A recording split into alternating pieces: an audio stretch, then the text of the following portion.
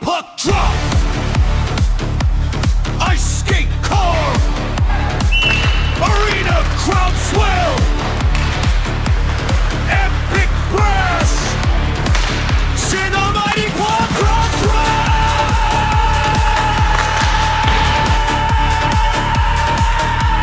Forecast Sports logo reveal impact.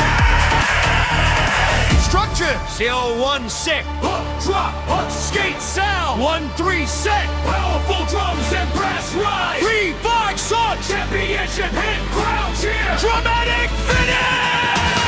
High school ice hockey. The rules of the game. 승리를 위해서는 준비된 드릴이 필요합니다. 그런데 드릴이 무슨 뜻인지 궁금해하는 분들이 계십니다. 아니, 묻지 않더라도 스포츠를 하는 사람이라면 반드시 접하게 되는 말이기에 잠시 설명하고 가겠습니다. 드릴은 영어 단어이지만 그 뿌리는 중세 유럽 언어에 있습니다. 고대 영어 또는 네덜란드어의 드릴린에서 유래했다고 알려져 있으며 파고들다, 반복해서 가르치다, 훈련시키다라는 의미를 가지고 있습니다. 어원이 무엇이든 중요한 것은 하나입니다. 드릴은 같은 동작을 반복해 몸에 깊이 새겨 넣는 훈련이라는 점입니다. 단순히 많이 하는 것이 아닙니다. 몸이 생각보다 먼저 움직일 수 있도록 기술과 판단을 반복해 익히는 과정입니다.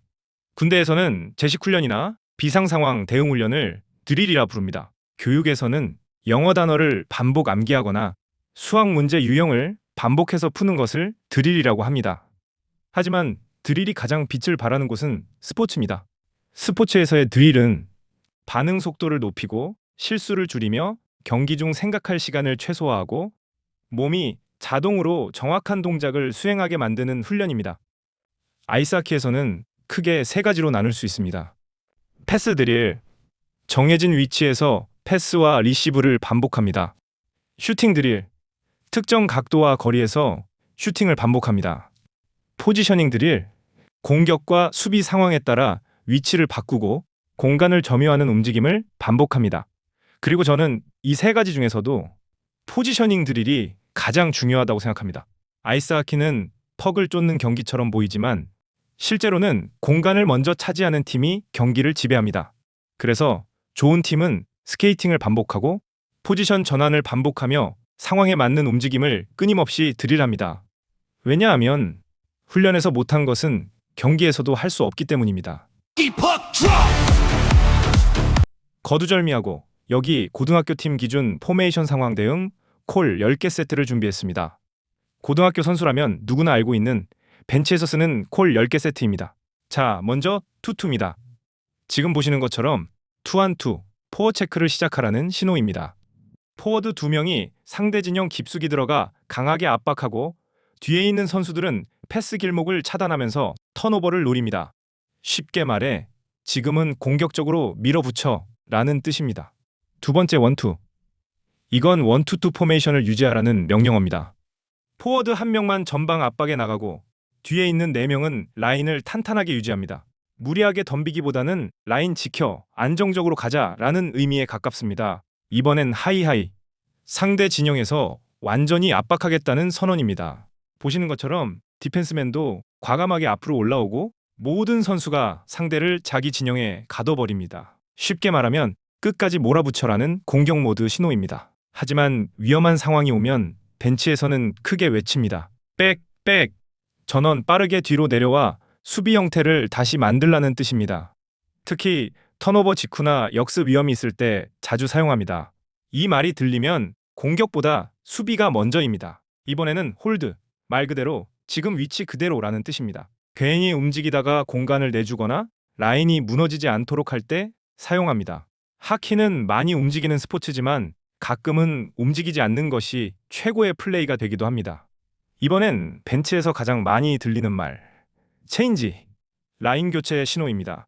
선수들은 퍽 상황을 확인한 뒤 빠르게 벤치로 복귀하고 새로운 라인이 투입됩니다. 하키는 체력 소모가 매우 크기 때문에 좋은 교체는 좋은 공격만큼 중요합니다. 이번에는 휠, 디펜스가 뒤로 돌아서 플레이를 다시 시작하라는 뜻입니다. 상대 압박이 강하거나 무리하게 전진하면 위험하다고 판단될 때 사용합니다. 한번 물러나서 패스를 다시 연결하고 차분하게 공격을 만들어 가자는 것이죠. 즉, 서두르지 말고 다시 시작이라는 의미입니다. 이번엔 공격적인 전술 명령, 핀치에 대해 알아보겠습니다. 보시는 것처럼 디펜스맨이 과감하게 앞으로 올라옵니다. 블루라인 근처에서 퍽을 살려내고 공격 흐름이 끊기지 않도록 압박을 이어갑니다. 하지만 실패하면 역습 위험도 커지기 때문에 타이밍이 정말 중요합니다. 한마디로 지금 공격 흐름을 계속 가져가라는 신호입니다. 다음엔 미들, 중앙을 더 단단하게 지키라는 명령입니다. 특히 투안투처럼 공격적으로 나갔는데 상대가 중앙을 뚫고 나오려 할 때 많이 들립니다. 포워드와 디펜스 모두 중앙 패스 길목을 막고 위험 지역을 먼저 보호해야 합니다. 즉, 중앙부터 막아라는 경고 신호입니다. 마지막은 타임 또는 릴렉스입니다. 이건 전술이라기보다 경기를 안정시키는 심리적 콜에 가깝습니다. 급하게 플레이하지 말고 패스를 한 번 더 보고 템포를 조금 늦추라는 뜻입니다. 실수가 이어질 때 혹은 경기 흐름을 다시 가져와야 할 때 벤치에서 자주 들리는 말입니다. 사용 원칙. 콜은 길게 말하지 않는 것이 중요합니다. 한 상황은 한 단어. 위에 설명한 용어를 팀별로 새로이 정할 수 있습니다. 다만 팀 전체가 같은 의미로 이해해야 한다는 것이 기본입니다. 정리하자면 좋은 팀은 말을 많이 하는 팀이 아니라 같은 말을 알아듣는 팀입니다. 또한 콜은 전술 이름이 아니라 행동 트리거입니다.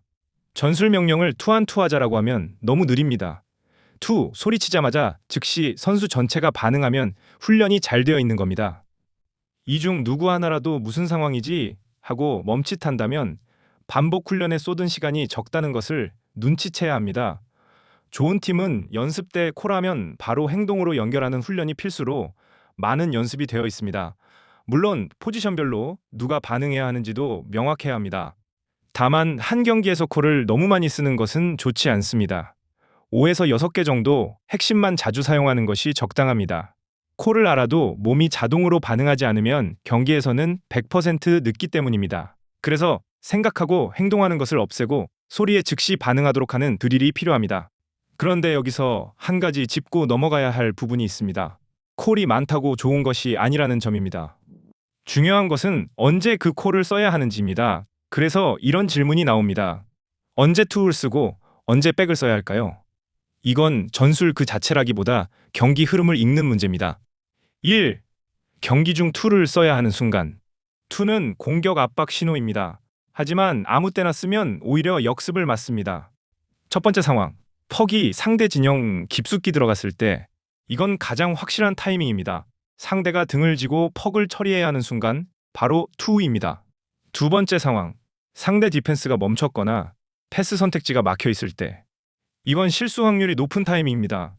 이때 압박 들어가면 턴오버 확률이 크게 올라갑니다. 세 번째 상황. 지고 있는 경기 후반. 이때는 리스크를 감수해야 합니다. 그래서 투를 더 자주 사용합니다. 결론적으로 투는 확실할 때 혹은 반드시 필요할 때 사용합니다. 2. 백을 써야 하는 순간. 백은 수비 전환 신호입니다. 이 콜이 늦으면 실점으로 바로 이어집니다. 첫 번째 상황. 압박이 실패했을 때 상대가 1차 압박을 벗어나면 바로 백입니다. 여기서 욕심내면 수비 라인이 완전히 무너집니다. 두 번째 상황. 상대가 스피드를 살려 올라올 때, 특히 숫자 싸움에서 밀릴 때, 이때는 싸우는 게 아니라 정렬하는 게 우선입니다. 세 번째 상황. 라인 체력이 떨어졌을 때 다리가 무거운 상태에서 압박은 전술이 아니라 리스크입니다. 잊지 마세요.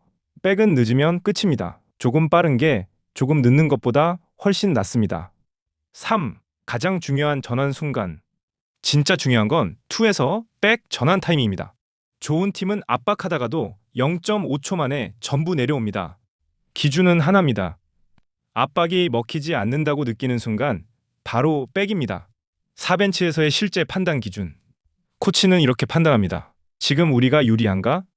유리하다 투, 애매하다 유지, 불리하다 백. 결국 전술은 복잡하지 않습니다. 변환의 선택이 어려울 뿐이지요. 하지만 이 전술 변화의 타이밍은 경기를 바꿉니다. 이 타이밍을 이해한 팀과 놓치지 않는 팀은 같은 실력에서도 더 많이 이깁니다. 오늘 함께 본 드릴 훈련 영상. 단순한 반복 동작처럼 보일 수도 있습니다. 하지만 경기 중 단 1초의 판단, 단 한 번의 움직임은 바로 이런 드릴 속에서 만들어집니다. 훈련에서 못한 것은 경기에서도 할 수 없습니다. 그리고 이 말은 선수에게만 해당되는 이야기가 아닙니다. 오늘 이 드릴의 의미를 이해한 분이라면 다음에 경기를 볼 때 시선이 달라질 겁니다. 턱만 쫓아가던 눈이 아, 지금 그 드릴에서 했던 그 움직임이네. 여기서 라인이 무너졌구나. 오늘 배운 그 포지셔닝, 실전에서 이렇게 쓰이는구나. 이런 생각으로 바뀌실 것입니다. 한국 여자 골프가 세계적인 수준으로 성장할 수 있었던 배경에는 누구보다 열심히 골프를 공부했던 골프 대디들의 힘이 있었습니다. 그들은 단순히 아이를 코스에 데려다주는 부모가 아니라 스윙을 공부하고 훈련 방법을 연구하며 선수와 함께 성장한 사람들이었습니다. 아이스하키도 다르지 않습니다. 하키맘과 하키데디가 오늘 이 드릴 하나의 의미를 이해하기 시작하면 경기장에서의 응원이 달라지고 집에서 나누는 대화가 달라지고 결국 선수가 자라는 환경 자체가 달라집니다. 강한 선수는 빙판 위에서 혼자 만들어지지 않습니다. 그 뒤에는 오늘 본 이 드릴 같은 훈련을 이해하고 함께 고민하고 함께 응원하는 사람들이 있습니다. 그래서 다시 말합니다. 훈련에서 못한 것은 경기에서도 할 수 없습니다. 그리고 그 훈련은 선수와 코치 그리고 오늘처럼 드릴 하나의 의미까지 함께 들여다보는 모든 하키 팬들이 함께 만들어가는 것입니다. 오늘은 여기까지입니다. 다음 영상에서는 경기의 승패를 결정하는 트리거, 파워플레이에 대해 이야기를 하겠습니다. 중요성을 감안해 파워플레이는 총 4부로 나눠집니다. 하이스쿨 아이스하키 게임의 법칙, 파워플레이 편을 위해 구독, 좋아요, 추천을 눌러주시면 감사하겠습니다. Puck drop. Ice skate carve. Arena crowd swell.